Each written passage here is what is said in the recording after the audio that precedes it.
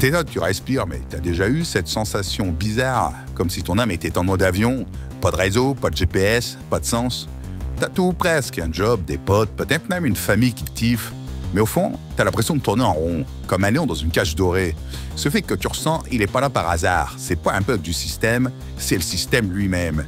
Et ce système, c'est Dieu qui l'a codé pour que tu en sortes et que tu comprennes ce que veut dire le mot liberté. Dieu, c'est le Satoshi Nakamoto de ton existence. La blockchain cosmique, c'est lui.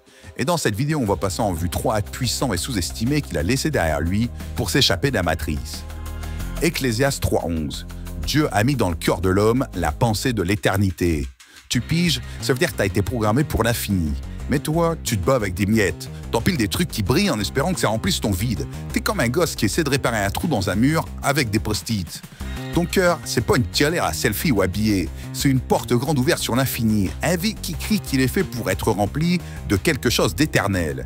Et chaque fois que tu te sens ce vide, c'est un texto divin. Hé, réveille-toi, tu passes à côté de l'essentiel.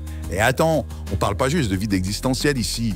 T'as une arme cachée et tu t'en sers H24 sans même savoir à quel point elle est létale. Tes mots.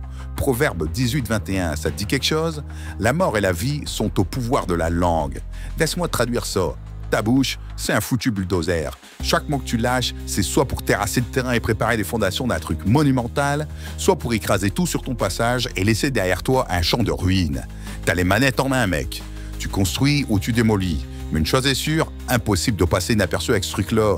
Chaque mot laisse une trace, alors réfléchis bien à ce que tu es en train de bâtir. Quand tu te dis « je suis qu'une merde », tu es en train de miner ton propre terrain. Ton cerveau, lui, il obéit au doigt et à l'œil. Tu lui dis que t'es nul, ton cerveau te regarde, hausse les épaules et balance. Reçu boss, contrôle alt-sup, on va planter le programme. Mais imagine que tu changes de script, que tu lui balances « je suis fort, je suis guidé, accompagné. Avec Dieu à mes côtés, rien ne peut m'arrêter. » Là, ton cerveau switch direct. Ok, on passe en mode badass. Ça peut paraître con, mais crois-moi, c'est de la programmation neurolinguistique avant même que le mot rallonge existe. Et là, prépare-toi parce que la pépite ultime, c'est Marc 11.24. Tout ce que vous demandez en priant, croyez que vous l'avez reçu et cela vous sera accordé. Oublie les influenceurs New Age et leur version à paillettes de la loi de l'attraction. Ça, c'est l'original.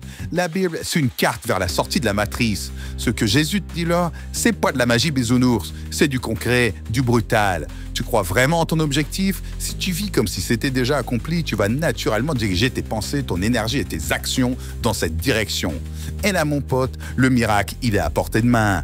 Maintenant, pose-toi 2 secondes. Ce vide que tu ressens, il est là pour te faire lever les yeux plus haut. Ces mots que tu utilises, ils sont là pour changer ton monde ou pour le flinguer. Ce que tu crois, c'est ton carburant, mais seulement si tu appuies sur l'accélérateur. Alors je te laisse avec ça. Regarde ta vie et demande-toi si tu es en train de nourrir ton vide avec du vent ou de la substance. Change ton vocabulaire parce que tes mots, c'est ton futur en chantier. Et surtout, arrête d'attendre que tout tombe du ciel. Le ciel, il t'a déjà donné les plans, ils sont dans ton cœur et dans la Bible. Tu as tout ce qu'il faut pour construire quelque chose de monumental. Tu as déjà expérimenté ça? Ce moment où tes mots, ta foi et ton focus ont changé ton histoire. Dis-moi ça en commentaire. Et surtout, abonne-toi, active la cloche et choisis pilule rouge ou pilule bleue. Si t'es encore là, c'est que t'as déjà un pied dehors. T'as senti que tout ça, cette illusion, ce mensonge B8D, c'est pas la vraie vie. La vraie vie, elle commence quand tu décides de voir au-delà du décor. Le changement, c'est pas un bouton snooze sur lequel tu peux appuyer. C'est maintenant et c'est toi qui tiens la clé. T'es pas juste un spectateur, un numéro dans le système.